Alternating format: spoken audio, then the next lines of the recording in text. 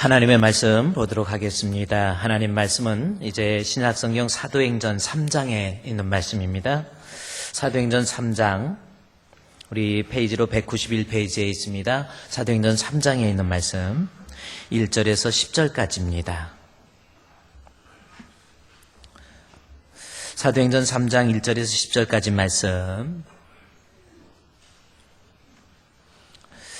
봉독해 드리기 전에 제가 1월 달부터 10월 달까지 이제 다음 주 11월 첫 주잖아요. 지금까지 설교 중에서 제일 중요한 설교 뭐냐고 물으신다면 지난주 설교입니다.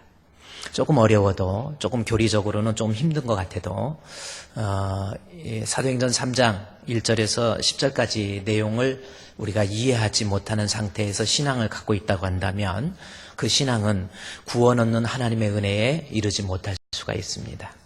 대단히 중요한 본문이 사도행전 3장 1절부터 10절입니다. 여러분이 하나님 앞에 인정받는 정직한 성도, 구원받는 하나님의 자녀, 어떤 모습이 있어야 되는지 본문을 통해서 우리에게 잘 설명해 주고 있어요. 오늘 제가 봉독할 때 여러분이 깊이 하나님 말씀 깊이 묵상해 주시고요. 제가 봉독해 드리겠습니다.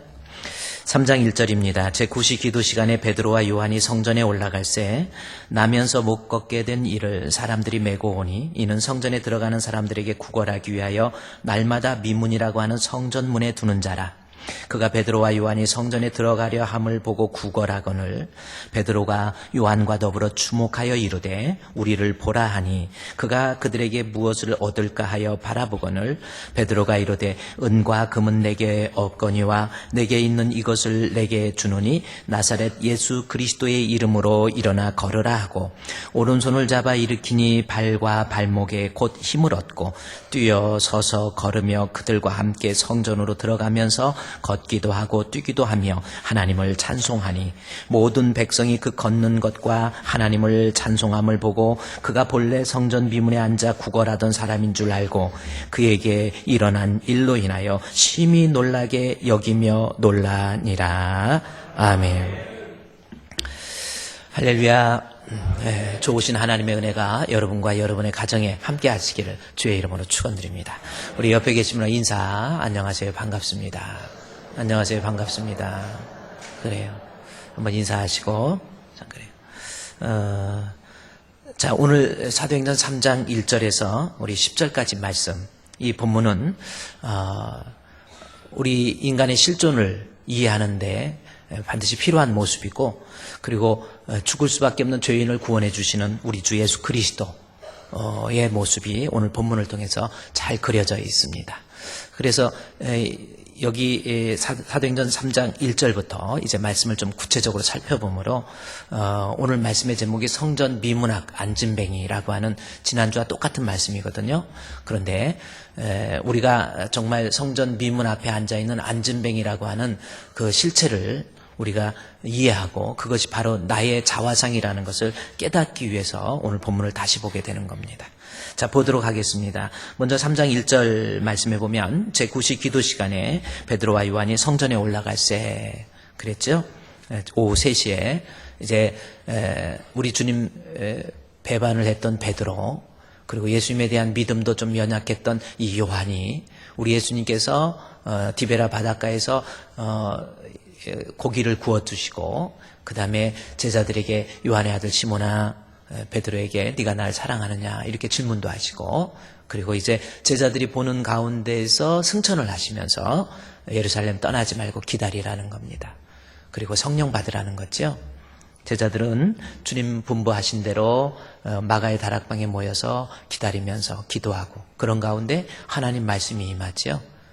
십자가에 못 박은 예수가 바로 우리의 구주이시다라고 하는 것을 다시 한번 그곳에 말씀이 임하기 시작하고, 그 다음에 성령의 역사가 그곳에 임하기 시작합니다. 그래서 지금 베드로와 요한은 성령 충만, 믿음 충만의 상태입니다.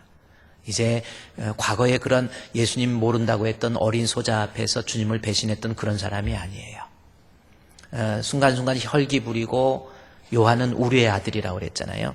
그렇게 혈기 부리고 자기 성격 고치지 못하고 그런 사람이 아닙니다. 지금은 성령이 충만하고 믿음이 충만한 이 베드로와 요한, 그랬죠? 이 베드로와 요한이 여전히 제3시 오후 3시입니다. 제9시 오후 3시입니다. 기도하는 시간에 성전에 올라갔다라는 거죠. 우리들도 은혜 받은 사람이면 받은 사람일수록 더 기도에 열심을 낼 수 있는 성도 되기를 바랍니다. 그래야 여러분의 신앙이 그 은혜가 간직이 됩니다. 베드로 요한 그렇게 은혜가 충만해도 뭐 이제 더 이상 기도 안 해도 되겠다 그게 아니에요. 계속해서 아주 습관이 돼서 기도의 습관이 됐다라는 거죠. 기도에 금요 심야기도 습관이 안 되니까 그렇게 좀 나와보라고 해도 안 나와요. 금요일인지도 몰라요. 어떻게 권사돼가지고 금요일 되도록 심야기도 한 번도 안 나오고. 그래서 연말이 되면 제가 한번 권사님으로 등록된 분들 이렇게 쭉 이렇게 살펴봐서 이분들이 정말 예배 생활에 본이 되고 있는지. 왜냐하면 아무리 은혜를 받은 여자들 중에서 큰 직분이라고 하더라도 기도 안 하면 베드로 요한도 기도했잖아요. 예수님도 기도했는데 기도 안 하고 그러면 어떻게 되겠습니까? 은혜에서 멀어져요. 내가 은혜에서 멀어지면 자꾸 문제가 생깁니다. 멀쩡하게 있던 자식들이 속썩이기 시작하고요.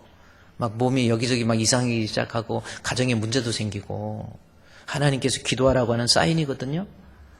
그거 모르고 아직도 그냥 뭐 나는 이 정도면 됐다. 아니죠?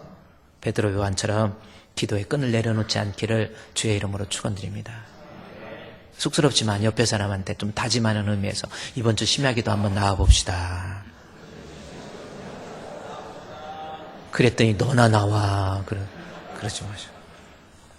그렇게 하세요. 그게 여러분에게 은혜입니다. 자, 그런데 기도 시간에 베드로와 요한이 들어갔는데 3장 2절 말씀해 보면 3장 2절의 말씀을 우리 같이 한번 읽어볼까요? 사도행전 3장 2절 시작. 나면서 못 걷게 된 이를 사람들이 메고 오니 이는 성전에 들어가는 사람에게 구걸하고 하기 위하여 날마다 미문이라는 성전문에 두는 자라. 자, 이렇게 나왔다는 거예요. 그래서 3장 2절 말씀에 나면서부터 못 걷게 된 이 안진뱅이 이 사람을 사람들이 메고 와가지고 아마 이 사람을 통해서 어떠한 이익을 얻겠다는 것보다는 나면서부터 안진뱅이 된 이 사람에게 어떻게 보면은 동정의 손길로 그 사람을 메고 성전 미문 앞에다 그냥 내려놓은 것 같아요. 그렇죠? 그래서 성전에 들어가는 사람들한테 구걸을 해서 먹고 사는 이러한 모습입니다. 성전 미문 앞에서 구걸하고 사는 이런 모습이라는 거죠. 자, 이 3장 2절 말씀이 제가 그토록 중요하다고 말씀하는 이유는 우리 안에 있는 뿌리 깊은 이 죄성, 그 죄성으로 인하여 멸망할 수밖에 없는 죄인이라고 하는 것을 이 3장 2절에 나면서부터 안진뱅이라는 말 속에 이 성경의 저자 누가가 거기에 빼곡하게 집어넣었다라는 거죠. 그래서 3장 2절 말씀은 안진뱅이, 즉 성전에 들어갈 수 없어요. 하나님 앞에 저주받아서 이때는 안진뱅이나 이런 문둥병자들 성전에 들어갈 수가 없습니다. 하나님 앞에 저주의 상징이 돼가지고 그래서 성전에 들어갈 수 없어요. 그래서 그런데 이 사람은 성전에 들어갈 수 없는데 나면서부터 성전에 들어갈 수 없는 그러한 사람이었다. 뭐 후천적으로 내가 고쳐서 노력해가지고 다시 성전에 들어가는 거 그거 아닙니다. 나면서부터 안진뱅이에요. 이 안진뱅이를 어떻게 고치겠어요? 아무리 내가 노력을 해도 하나님 앞에 나아갈 수 없는 불쌍한 처지, 이것을 빨리 인식하라는 거예요. 성전 미문이라고 하는 이 골든 게이트, 비우리블 게이트, 너무 아름다운 게이트, 화려하게 만들어 놓은 율법이 있다 하더라도 성전 미문에서 꼼짝달싹도 못하는 이러한 안진뱅이, 이것이 우리의 실존의 문제예요. 그러니까 우리는 원죄의 유전적 교류에서 벗어날 수 없는 나면서부터 안진뱅이라는 걸 통해서 우리는 이 죄의 굴레에서 벗어날 수 없는 뿌리 깊은 죄성을 가진 죄인이다라고 하는 것을 인정하라는 거예요. 3장 2절은 우리는 원죄의 유전적 교류에서 벗어날 수 없고 이 죄로 말미암아 하나님과의 단절, 하나님 앞에 나아갈 수 없는, 그리고 멸망할 수밖에 없는 죄인이라고 하는 것을 이 본문을 통해서 누가는 우리가 인정하라는 거예요. 그런데 여러분, 제가 이렇게 여러분께 한번 물어보죠. 여러분, 예수 믿는 사람으로서 여러분은 하나님 앞에 죄인인 것을 인정하십니까? 한번 생각해 보세요. 제가 이렇게 다시 질문합니다. 여러분 예수 믿는 사람인데 여러분 하나님 앞에 죄인인 것을 여러분이 인정하십니까? 그래요. 인정 안 하시는 분 17분 계시는 것 같아요. 소리가 안 들리는 것 같아요. 자신이 죄인이라는 거. 그래요. 그런데 이것이 죄인이라고 하는 것을 인정을 하는데 지금 3장 2절에서 우리에게 경고하는 것은 뭐냐면 교리적으로는 내가 죄인이라는 것을 인정하고 있는데 문제는 실제적으로 자기가 이 죄로 인해서 하나님 앞에 나아갈 수 없는, 다시 말해서 지옥 갈 수밖에 없는 죄인이라고 하는 거에 대해서는 인정하지 않는 거예요. 이것이 우리의 모습입니다. 우리의 자화상이라는 거예요. 여기 계신 여러분, 또 저도 그랬고요. 내가 하나님 앞에 죄인이다. 그래요. 입술로 고백하고 종교적으로 고백을 해요. 또 교리적으로 죄인이라고 그랬으니까 그런가 보다 하는데 실제적으로는 내가 그렇다고 내가 죄라고 인정할 때 나는 죄인입니다라고 아멘하고 인정했는데 그 머릿속을 들여다보면 그 죄는 다른 죄가 아니에요. 왜 죄인이라고 고백했냐면 따지고 보면 그래 나도 어렸을 때 남의 물건도 훔쳐본 적도 있고 그래 남하고 싸워서 막 폭행을 한 적도 있고 부모님 속인 적도 있고 뭐 이래서 나는 죄인이지 이것 때문에 죄인입니까? 물어볼 때 그래 나도 돌이켜보면 은밀한 죄도 있고 하나님 앞에 죄인이지 11조 떼먹은 적도 있고 나 죄인이지 그렇게 인정할 수가 있어요. 우리가 아멘 죄인이라고 인정할 때 바로 그런 모습이라는 거예요. 어렸을 때 물건 좀 훔치고 저도 그래요. 내가 하나님 앞에 죄인입니다. 그러니까 그래 저도 돌이켜보면 저도 학교 다닐 때 그래 남의 물건도 훔쳐본 적 문방구에 가갖고 중학교 2학년 때 볼펜 훔친 적도 있고 시효가 넘었으니까 여기 말씀드리는 거예요. 그래서 이제 친구들이 가르쳐주는 거예요. 볼펜 훔치는 법 해가지고요. 볼펜이 있잖아요. 그러면 이거를 쫙 돌려가지고 이렇게 쫙 집어넣으라는 거예요. 네. 그래가지고 가서 이거 얼마예요? 물어보면서 샥 집어넣었고 이러고 나온다는 그걸 연습을 수없이 해가지고 저는 물건도 훔치고 이제 사실 그런 적도 있어요. 싸우다가 친구들한테 막 힘으로 안 되니까 막 샤프로 찔러가지고 찍어본 적도 있고 앞에가 하도 미워가지고 제가 앞에 일어나고 앉을 때 샤프를 거꾸로 이렇게 놔가지고 앉아가지고 항문에 박힌 적도 있고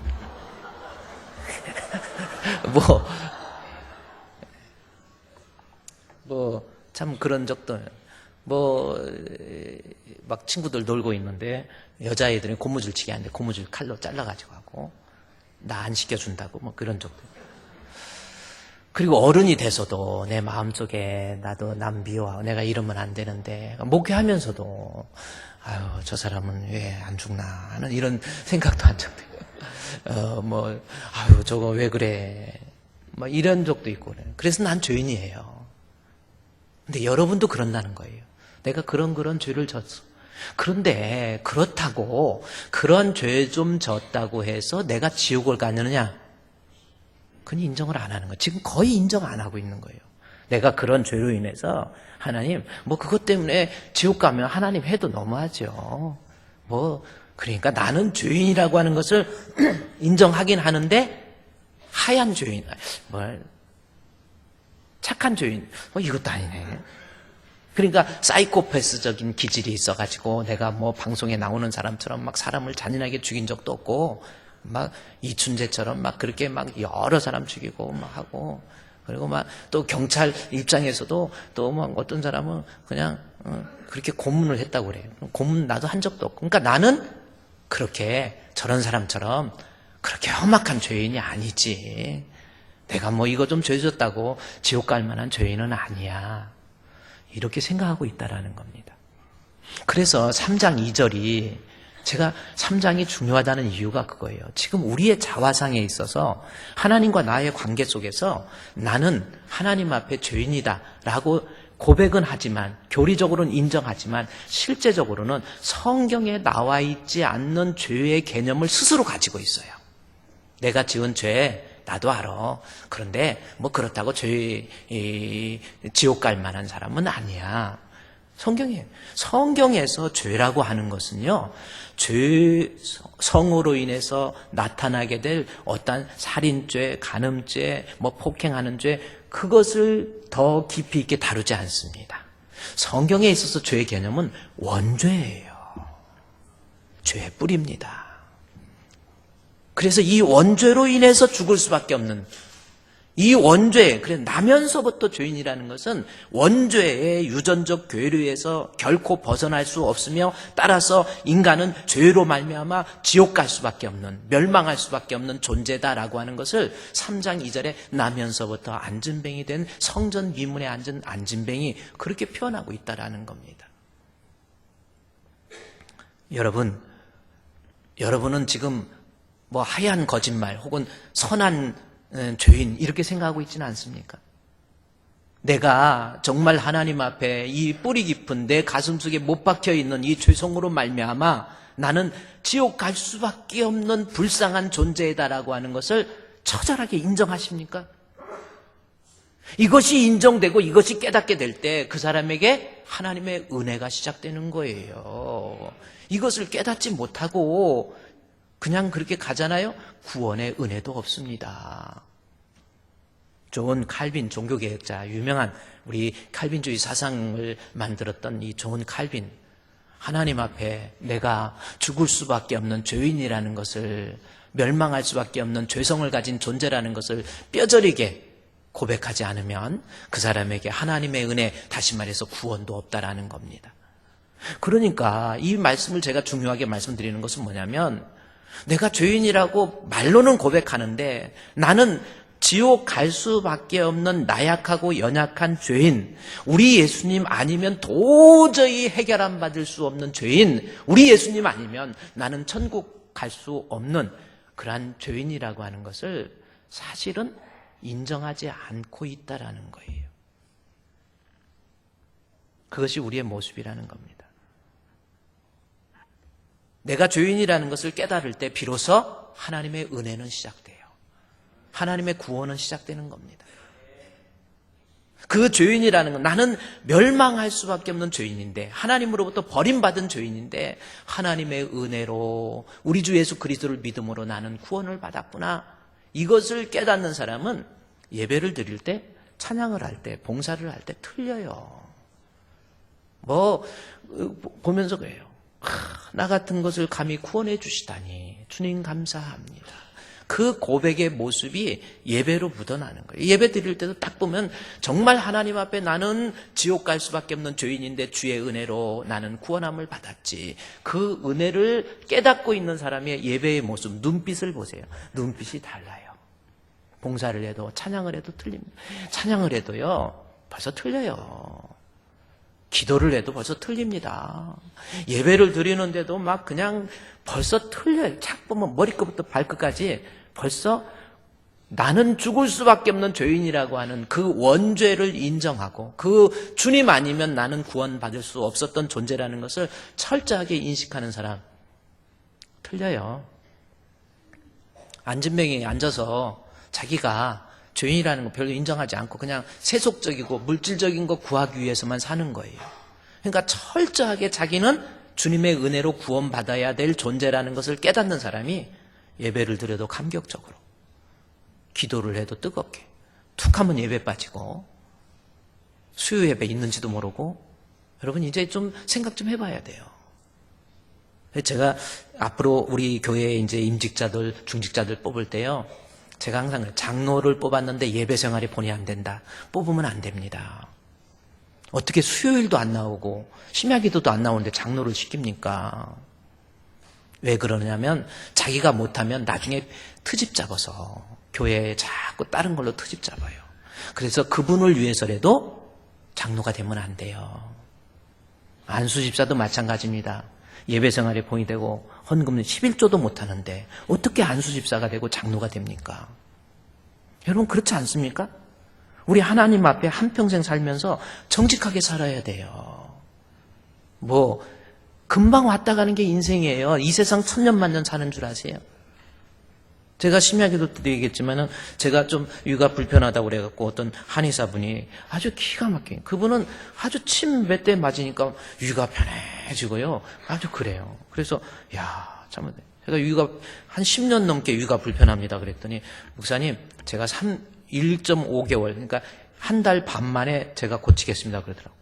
그러더니 정말 치료가 돼요. 건강해지고 너무 좋아요. 그래갖고 지난번에 한 어떤 수요일 날 그렇게 했는데 목요일 날 금요일 날 갑자기 병원에 입원했다고 그러더니 그 다음 주에 돌아가셨어. 55밖에 안 됐는데. 남 돌아가셨다니까 별로 신경도 안 쓰는데 너무 그렇게 잔인하지 마요. 응? 슬프잖아요. 근데 의사도 죽고 박사도 죽어요. 박사입니다, 그분도. 55세인데 벌써 돌아가셨잖아요.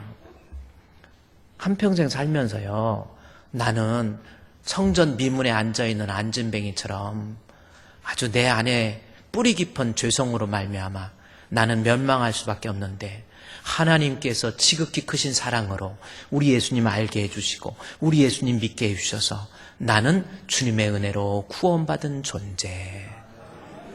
다시 말해서 나는 죄인이라는 것을 철저하게 깨닫는 사람, 그 사람이 하나님의 구원의 은혜도 시작될 수 있다는 겁니다. 그러면 성경에서요, 오늘 우리 한번 여러분 하나님 앞에 멸망할 수밖에 없는 뿌리 깊은 죄성을 가진 원죄의 유전적 교리에서 벗어날 수 없는 죄인인 것을 인정하십니까? 그게 인정이 안 되면 안 돼요. 그러면 성경에서는 어떤 것을 죄로 이야기하고 있는지, 아까 얘기했듯이 우리 내가 죄를 얼마만큼 졌느냐, 죄의 양을 성경은 이야기하지 않아요. 뭐 살인죄, 간음죄 이런 죄 많은 죄를 졌기 때문에 너는 멸망한다, 그렇게 말하지 않습니다. 죄성을 문제를 삼는 거예요. 실제로 그렇죠.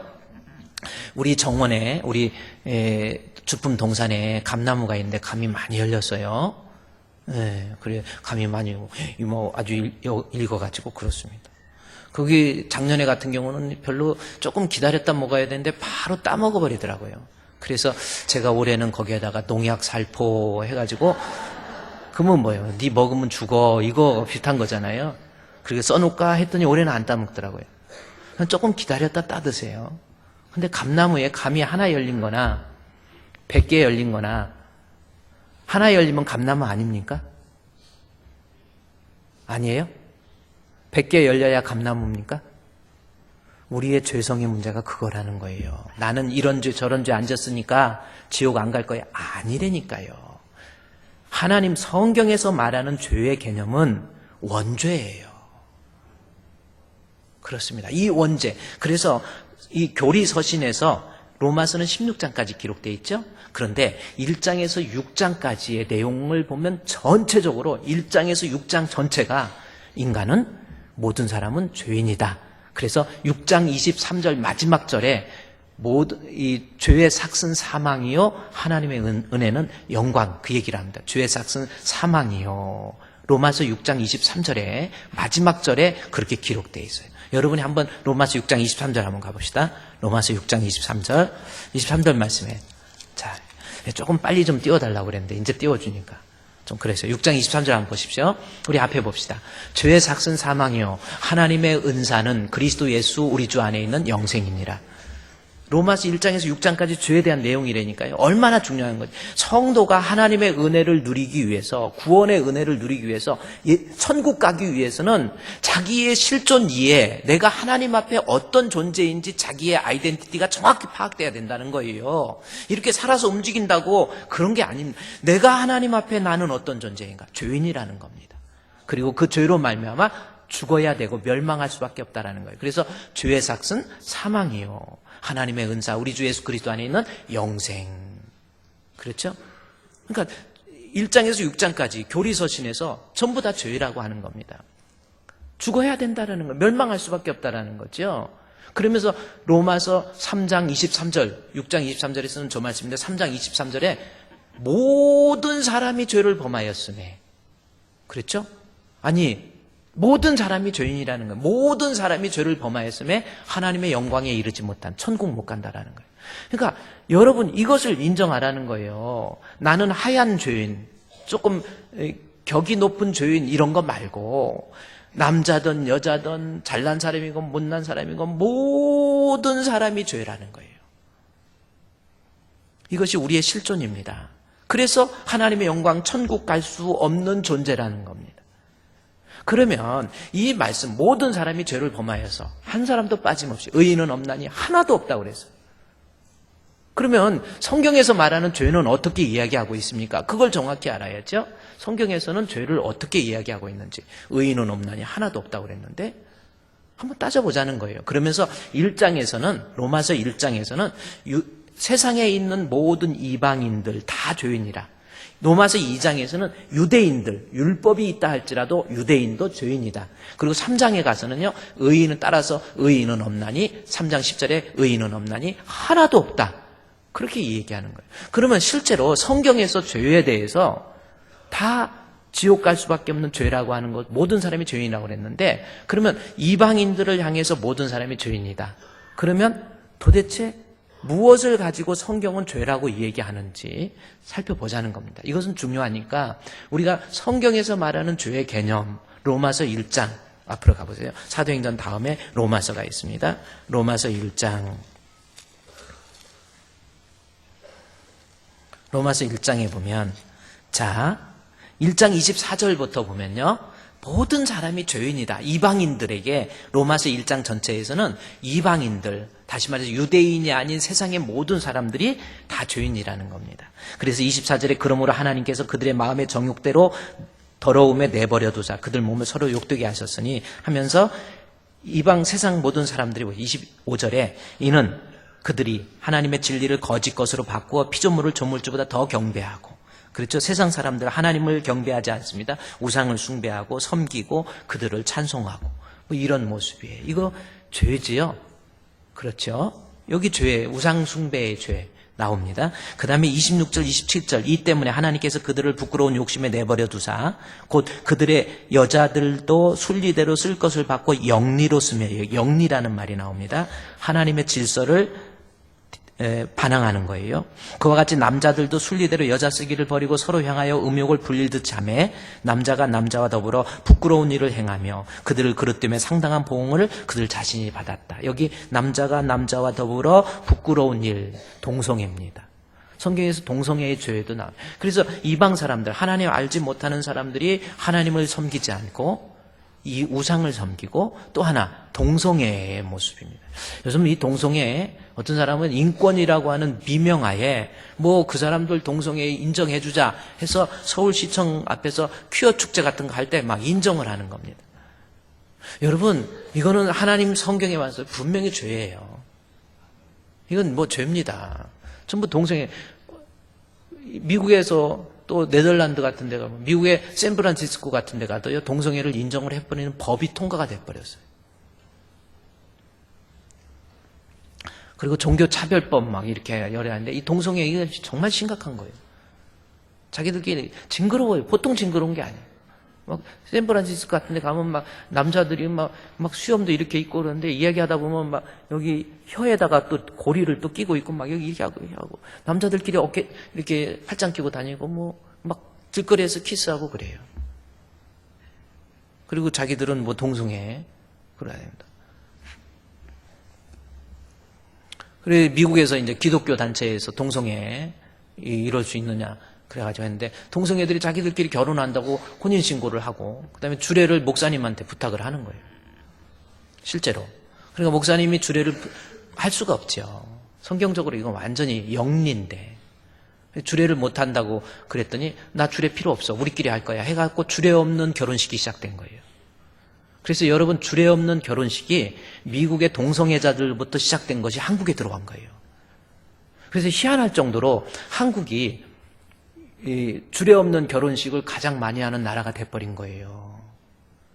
그게 원래 동성애자들이 나 우리 하나님 없어도 돼, 뭐 그까짓 거 주례 필요 없어, 뭐 그냥 우리끼리 결혼하고 우리끼리 자 결혼 자 출발 같이 출발해, 그래 신랑 입장이 필요 없거든요. 우리 같이 출발 같이 가자 하고 가서 이제 그래요 가고 뭐하고 뭐 다른 거 없어요. 그냥 우리 결혼했다라는 거예요.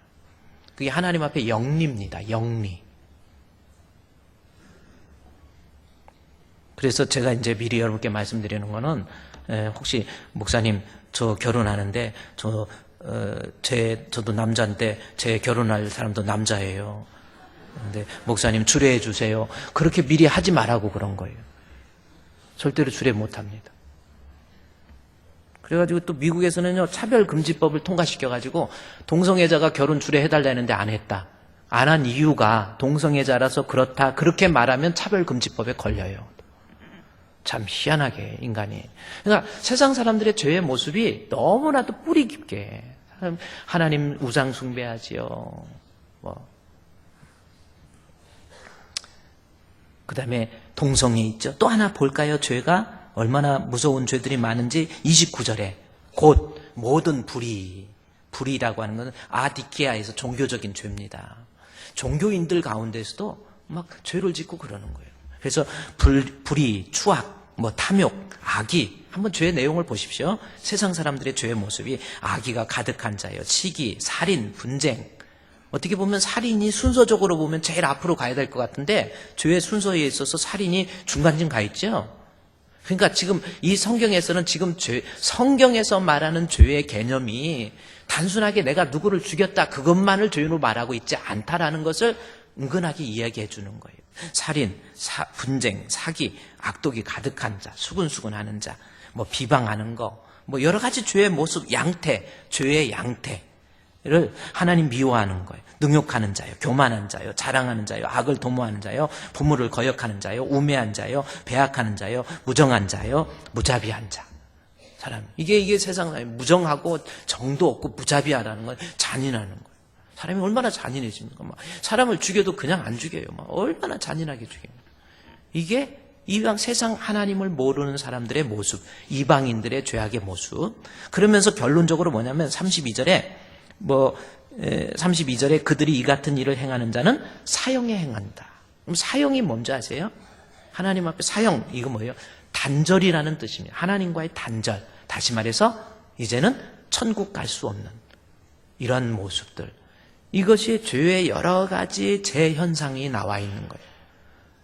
그럼 하나님 앞에 단절된 이런 죄를 짓고도 자기만 죄 짓는 것이 아니라 옆에 있는 사람들도 죄 질 사람을 끌어들여요. 그것이 32절에 자기들만 행할 뿐 아니라 또한 그런 일을 행하는 자를 옳다 하느니라. 이 말씀이 나옵니다.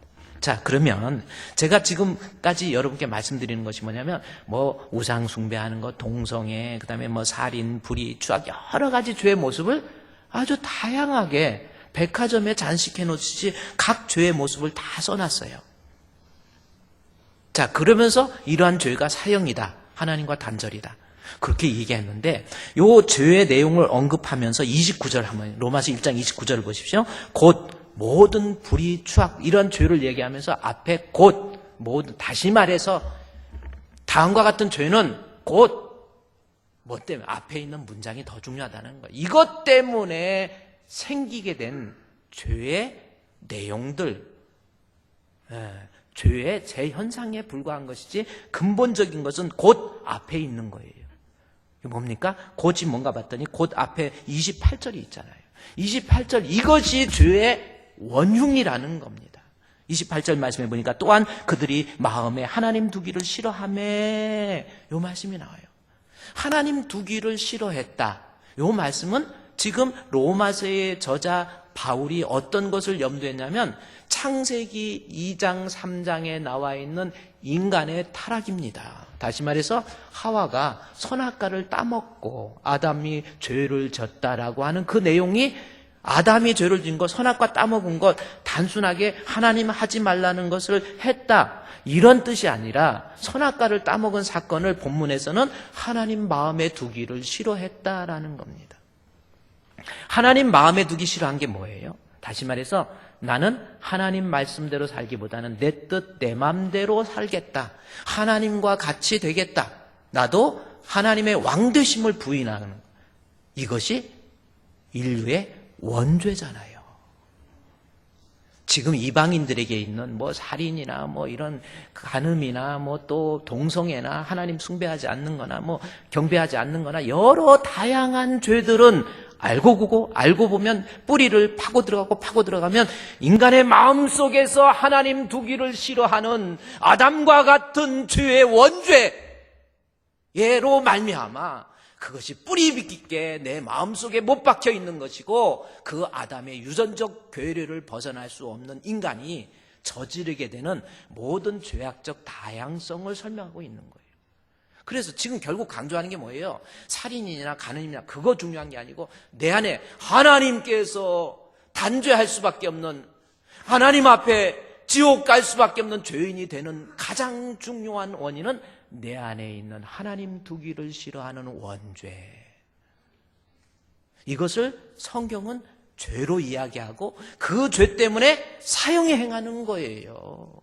근데 우리는 그렇게 생각 안 하고 있단 말이에요. 우리는 어떻게 생각합니까? 살인죄나 간음죄 안 졌고 내가 뭐 좀 훔치기도 했고 그러니까 죄 중에서 좀 착한 죄인이니까 뭐 그것 때문에 천국 가냐, 이렇게 자기만이 가지고 있는 새로운 죄의 개념을, 성경에서 말하고 있는 죄의 개념이 아닌 자기만이 가지고 있는 죄의 개념 가지고 자기 자신을 의식하고 있단 말이에요. 그러나 성경은 우리의 자화상은 뭡니까?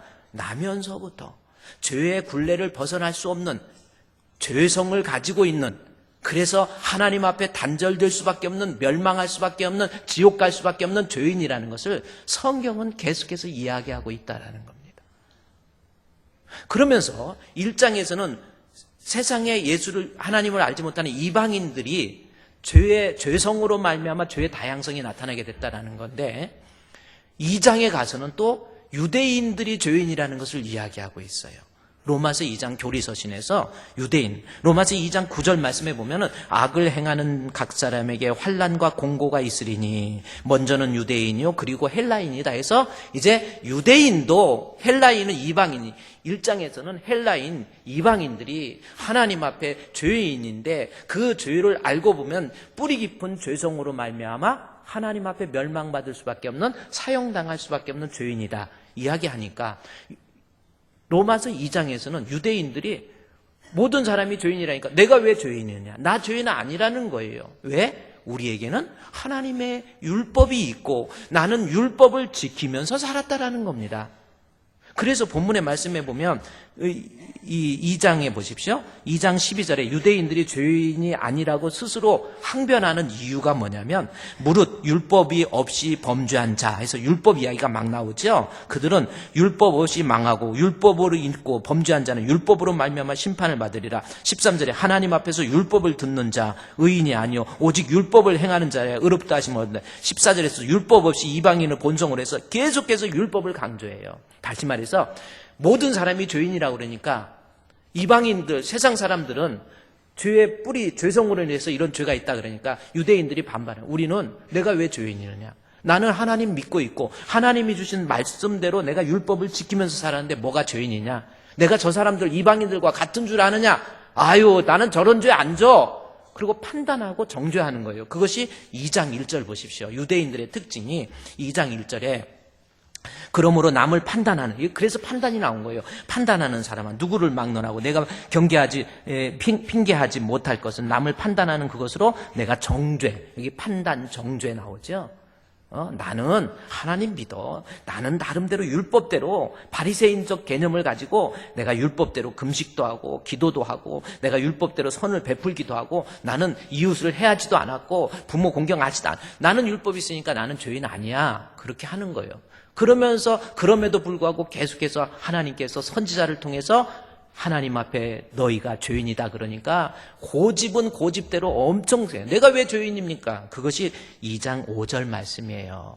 다만 내 고집과 회개하지 아니하는 마음, 거기에 임할 진노의 심판 생각하지 못하고 나는 나름대로 예수 잘 믿고, 오늘날 우리가 그러는 거예요. 바리새인적 죄의 개념을 가지고 나는 목사님 나름대로 교회도 열심히 다녔어요. 나름대로 열심히 봉사도 했습니다. 나 봉사할 때 기쁨으로 감당도 했고요. 전도도 열심히 했어요. 그런데 내가 뭐 죄인입니까? 나는 저 사람 판단하는 거죠. 난 저런 사람 같지 않아요. 사이코패스적 기질을 가지고 사람을 잔인하게 죽인 것도 없고요. 나는 죄인, 그렇다고 지옥 갈 만한 죄인은 아니에요. 이것이 로마서 2장에 나와 있는 유대인들이 하나님 앞에 죄인이라고 하는 것에 대한 항변의 모습에 부합한 우리의 모습이에요. 여러분 그렇지 않습니까 지금? 나는 뭐 나름대로 이만큼 신앙생활 했으면 됐지.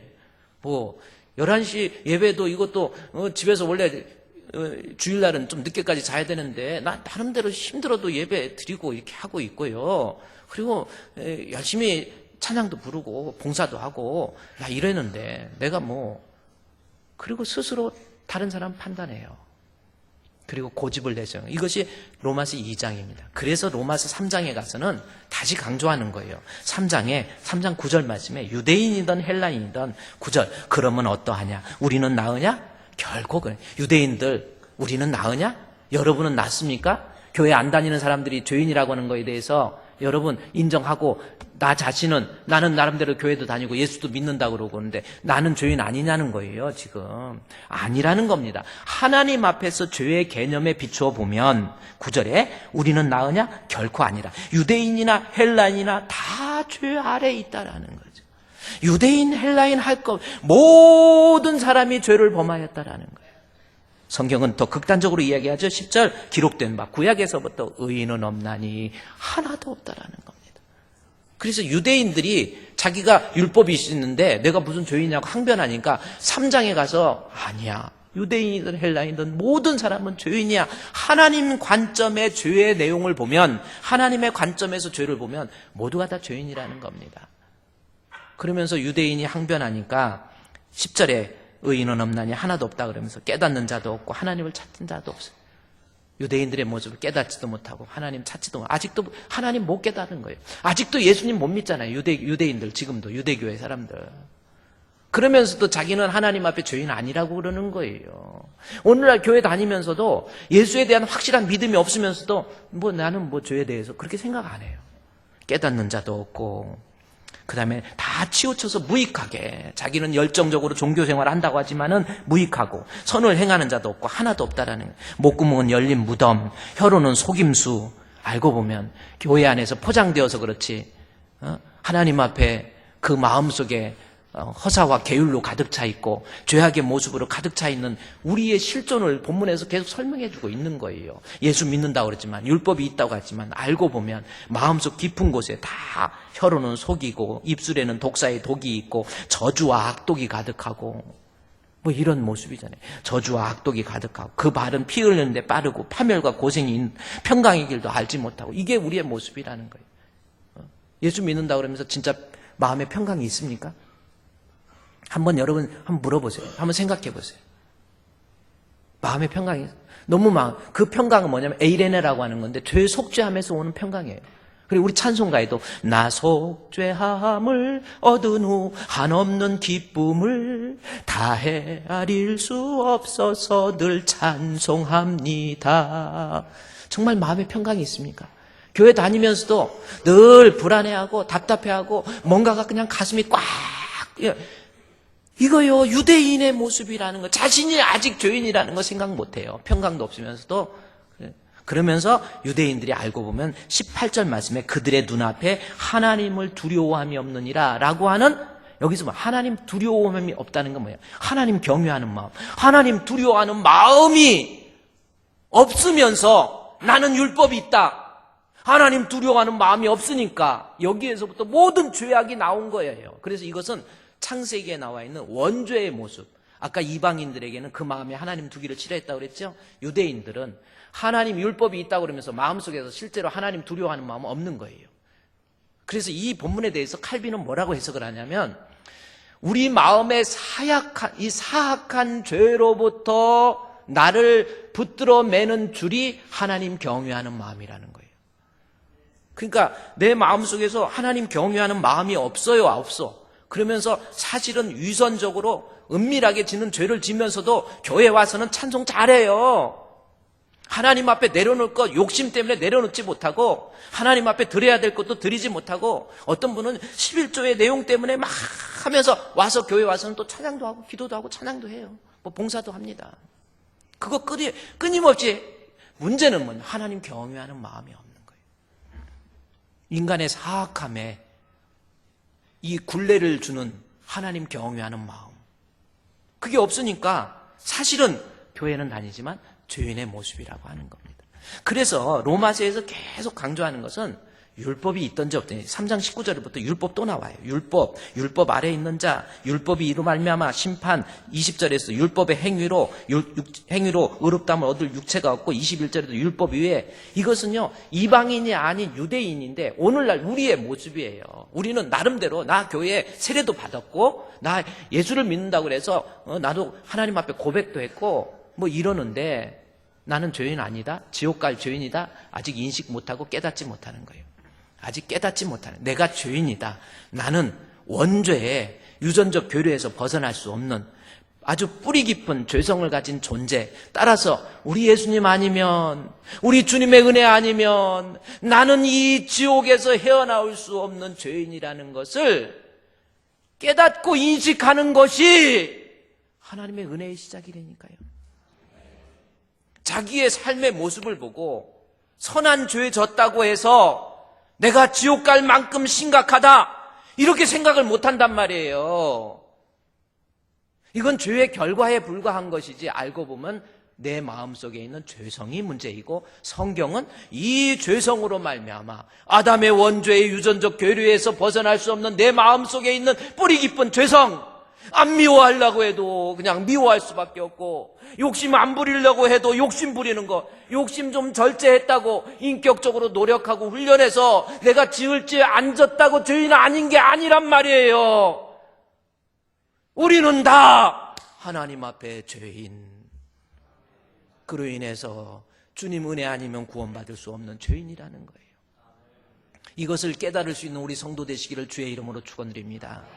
그러면 중요한 거 목사님 이제 알겠습니다. 성경에서 말하는 죄 구원받지 못하고 지옥 갈 수밖에 없는 죄는 죄의 결과가 아닌 내 마음속에 원죄의 모습 뿌리 깊게 자리 잡고 있는 이 죄성이 문제라고 그랬는데 그러면 어떻게 하면 내가 이 죄인인 것을 깨달을 수 있을까요? 그래야 은혜가 시작되기 때문에 내가 죄인인 것을 깨달아야 되잖아요. 깨달을 수 있는 방법 이제 요한 1서에 한번 가보세요. 성경 넘겨보세요. 요한 1, 2, 3서 유다서가 있는데 요한 1서 성경을 보세요. 요한 1서 1장 성경 끝부분에 가깝습니다. 388페이지에 있습니다. 요한 1서 1장 8절 1장 8절 우리 한번 같이 읽을까요? 시작. 만일 우리가 죄 없다고 말하면 속이고 또 진리가 우리 속에 있지 않는 자, 이 말씀을 자세히 보십시오. 만일 나는 그래요. 하나님 앞에 내가 지옥 갈 만한 죄인인가? 하고 인정하지 않는 사람, 유대인들처럼. 이방인들은 뭐 아예 깨닫지도 못하니까 로마서 1장은 덮어두고 로마서 2장과 3장에서 말하는 유대인들. 나는 율법이 있고 나는 예수 믿었고 나는 신앙생활 했고 나도 봉사도 했고 나 나름대로 주의 일 했고 죄 짓고 싶었지만 많이 절제도 했고 하나님 앞에 내가 죄 안 지려고 노력도 했고 그러니까 나는 죄인 아닙니까? 아니라는 거예요. 그렇게 자기 자신의 죄성이 하나님 앞에 죄라고 하는 것을 깨닫지 못하는 이유. 8절 말씀. 만일 우리가 죄 없다고 말하면 이 죄 없다라는 것은 내가 이 죄로 인해서 지옥 갈 수밖에 없는 죄인이라는 것을 인정하지 못하는 이유입니다. 목사님이 이렇게 제가 여러분에게 우리는 이것을 깨달아야 구원이 시작되기 때문에 그럼에도 불구하고 나는 죄인이라는 것을 인정 안 하는 사람. 이유가 있습니다. 만약 우리가 죄 없다고 말하면 스스로 속이고 또 뭐라고 그랬어요? 진리가 우리 속에 있지 않다. 진리가 없기 때문에 그렇습니다. 그러니까 내가 멸망할 수밖에 없는 죄성을 가진 죄인이라고 하는 것을 인정하지 못하는 이유, 내 안에 진리가 없어서 그렇다. 요한이 이야기하죠? 그러면 여기서 진리가 뭡니까? 자, 진리가 뭐 이거 너무 중요하잖아요. 이게 없으니까 내가 신앙생활하면서 당당해지는 거예요. 뭐 내가 뭔 죄인이냐고 막 이렇게 말할 수 있는 거 유대인들처럼 진리가 없기 때문에. 진리가 뭡니까? 그 진리가 뭐냐 잘 모르면요. 거기 진리 앞에 빨간 글씨 있죠? 각주가 붙었죠? 1번 있잖아. 1번 쭉 내려갔더니 밑에 뭐라고 그랬어요? 예? 뭐라고 써 있어요? 그건 또 헬참이 뭐야? 헬라어로 참이라는 뜻이다 해서 헬하고 참 썼더니 헬참이라고. 이거 목사님 새참을 잘못 쓴 거 아니에요? 헬라어로 참, 진실, 진리, 정의, 정직 그 뜻입니다. 그러면 이 말씀이 무슨 뜻이에요? 아, 내가 아직도 유대인들처럼 남 판단하고 저 사람과 같은 죄를 나는 안 졌어요. 이렇게 말하면서 그래서 결국 멸망할 수밖에 없는 죄인이 될 수밖에 없는 성전 미문에서 꼼짝달싹도 못하는 죄인인 우리가 내가 죄인인 것을 깨달을 수 있는 방법, 바로 진리가 우리 속에 있어야 돼요. 그러면 여기서 진리가 뭐냐는 거예요. 진리가 뭡니까? 여기서 진리가 참이라고 나와 있잖아요.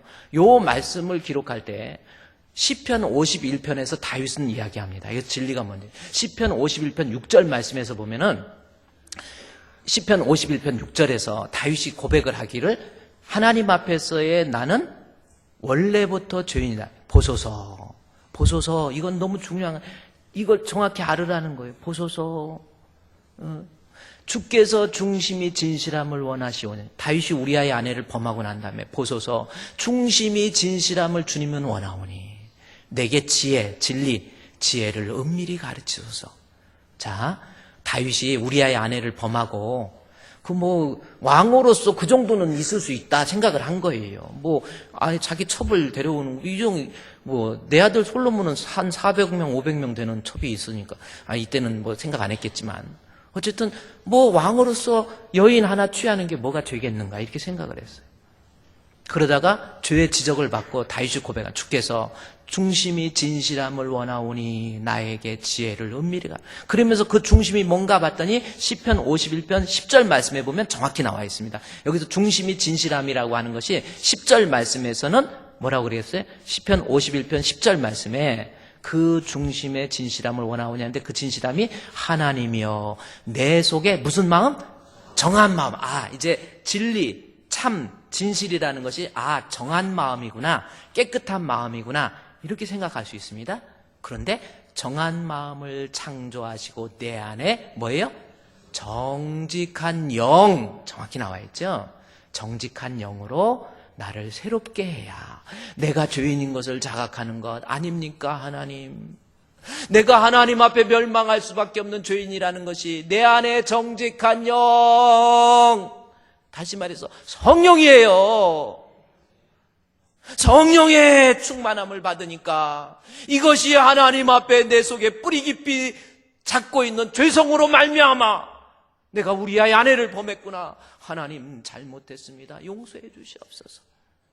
오늘날 교회 다니면서도 구원받지 못하는 사람, 이유가 뭡니까? 내가 하나님 앞에 뿌리 깊은 죄성으로 말미암아 나는 지옥 갈 수밖에 없다라는 것을 깨닫지 못하니까 그러는 거예요. 깨닫지 못하는 이유는 뭡니까? 성령 받지 못해서 그러는 거예요. 내 안에 성령이 충만하게 들어오면, 성령 충만한 사람이 되면 하나님 내가 죄인입니다, 다윗이 자각을 하잖아요.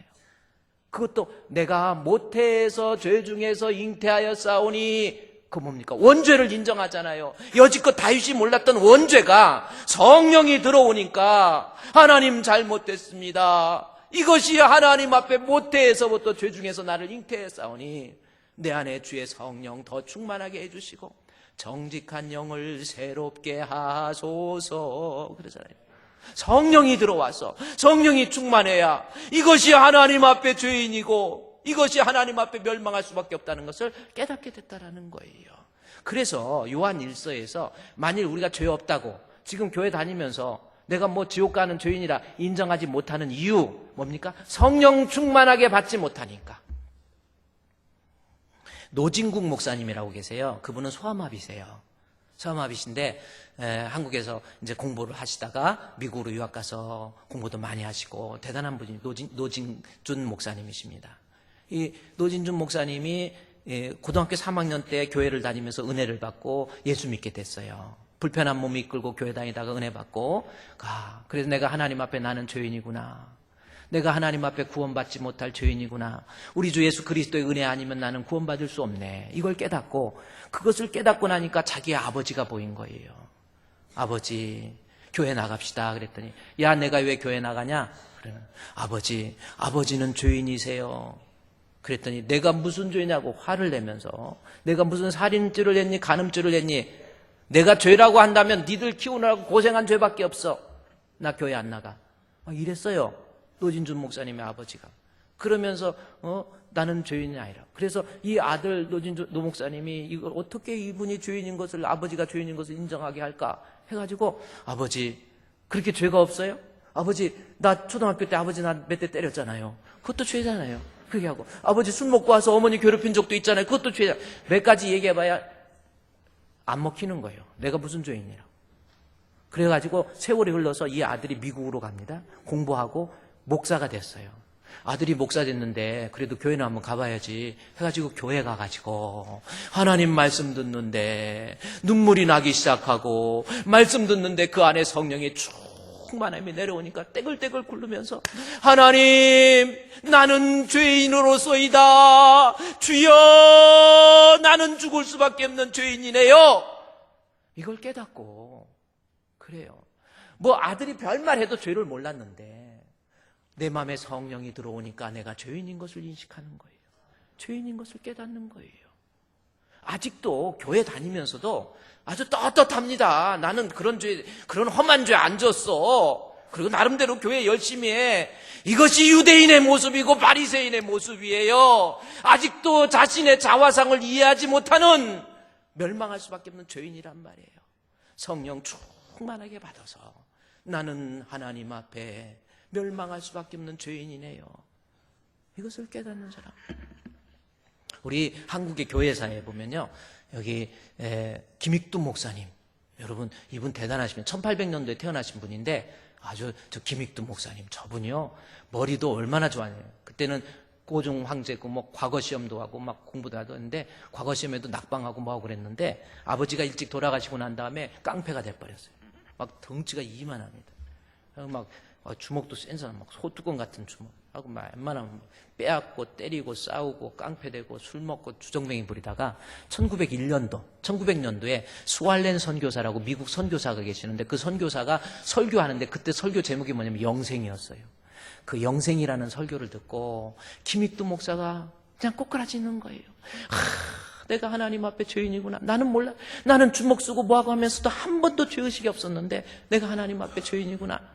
거기서 회개하고 1910년도에 평양신학교 졸업해서 목사가 됩니다. 그리고 1920년도에 우리 이 조선에 있어서, 이 대한제국에 있어서 기독교의 부흥을 일으킨 데 엄청난 역할을 한 사람이에요. 저분이 스왈렌 목사님의 설교를 듣고 내가 하나님 앞에 죄인이구나. 과거는 전혀 깨닫지 못했어요. 그 말씀을 듣고 회개하는 가운데 눈물이 나고, 눈물이 나면서 그때 하나님 앞에 울면서 불렀던 찬송이 뭔지 아십니까? 아까 불렀던 나 같은 죄인이 용서함 받아서, 이것을 개사해가지고 바꿔서 나같이 죽일 놈 용서함 받아서 주 앞에 옳다함 얻음은, 확실히 믿기는 어린 양 예수의 그 피로 속죄함 얻었네. 속죄함 주 예수 내 죄를 속했네. 할렐루야 소리를 합하여 함께 찬송하세. 그 피로 속죄함 얻었네. 하나님, 나같이 죽일 놈인데, 나같이 폐역한 죄인인데 나를 구원해 주신 주님의 은혜를 생각하니 하나님 감사합니다. 감사합니다. 성령 받아야 내가 죄인이고 그 죄로 말미암아 나는 지옥 갈 수밖에 없다는 것을 깨닫게 된다니까요. 아직도 깨닫지 못하고 영적으로 교만해가지고, 목사님이 말씀을 통해서 죄를 지적하면 성령을 못 받으니까 그거 가지고 또 나한테 얘기하냐, 나 들으라고 하는 거냐. 그래, 너 들으라고 했어. 그래가지고 자신이 유대인들처럼 나 율법 지키고 말씀 지키는 거 그렇게 생각해요. 죄는, 성경에서 말하는 죄는 원죄입니다. 뿌리 깊은 죄성이에요. 그 원죄를 죽을 수밖에 없는 우리 인간들은 내가 의를 행한다고 해결되는 것이 아니라 금이나 은같이 없어질 보배로 속죄함 받은 것 아니요. 거룩한 하나님 뭐예요? 어린 양 예수의 그 피로 속죄함 얻었네. 다 같이 속죄함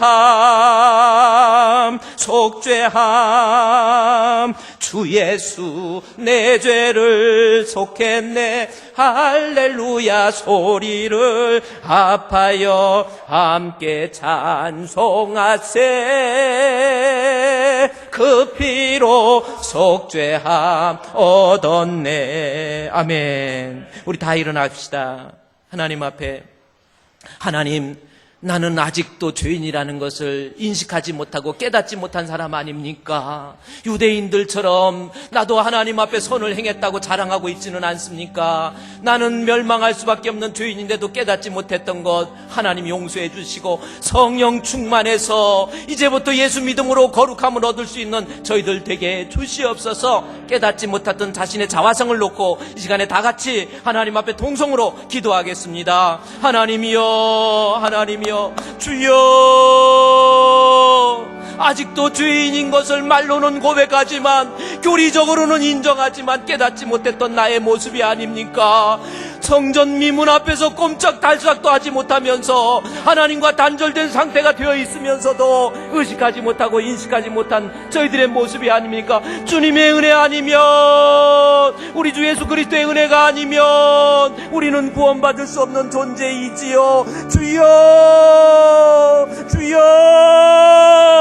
우리에게 성령의 충만함을 허락하여 주셔서 이제 예수님 아니면 나는 살 수 없는 죄인이라는 것을 인정함으로 하나님의 놀라우신 은혜가 우리 성도들 가운데 시작되어질 수 있도록 역사해 주시옵소서. 주께서 함께해 주시기 원하옵고 예수님의 이름으로 기도드리옵나이다. 아멘. 아직도 죄인이라는 것을 인정하지 못했던 저희들의 어리석음을 하나님이 용서해 주시고, 나는 스스로 선을 행했다고 자랑했던 저희들의 모습도 주님이 용서해 주시고, 이제 우리 주 예수 그리스도의 은혜가 아니면 구원받을 수 없다는 사실을 깨닫게 해 주시옵소서. 예수님의 이름으로 기도드리옵나이다. 아멘.